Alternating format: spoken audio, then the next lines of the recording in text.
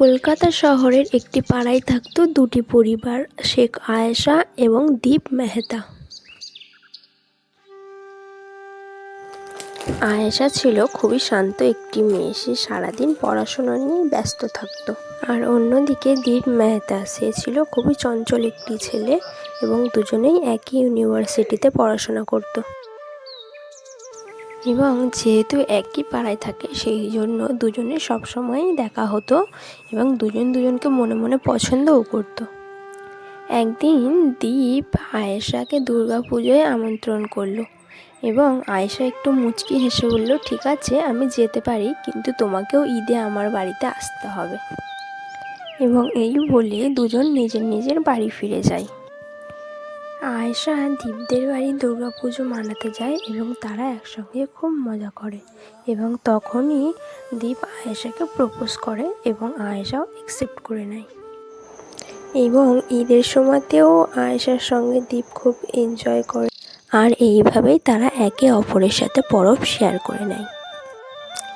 এভাবেই একদিন কথা বলতে বলতে দীপ বলল যে, আয়েশা, আমাদের সম্পর্কটা তো 3 বছর হয়ে গেছে, তাহলে চলো এবার আমরা বিয়ে করে নিই। আয়েশা বলল, ঠিক আছে, তাহলে তুমি তোমার বাড়িতে গিয়ে বলো এবং আমিও আমার বাড়িতে গিয়ে বলি। এরপর দীপ বাড়িতে গিয়ে তার মাকে সব কথা খুলে বলে।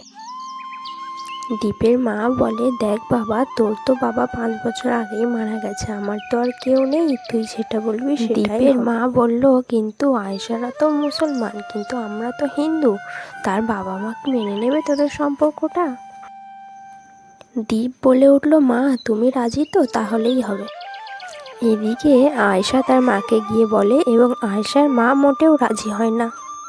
তারপর আয়েশা বলে, মা তুমি বাবাকে ডেকে দাও। এদিকে আয়েশা বলে, আমার ফ্যামিলিতে তো রাজি হচ্ছে না। আয়েশাকে বলল, ঠিক আছে বাবা, আমি দীপের মায়ের সঙ্গে গিয়ে দেখা করব একবার। এরপর দীপ আয়েশার সঙ্গে দেখা করে এবং আয়েশাকে বলে যে, আমার মা তো রাজি হয়ে গেছে।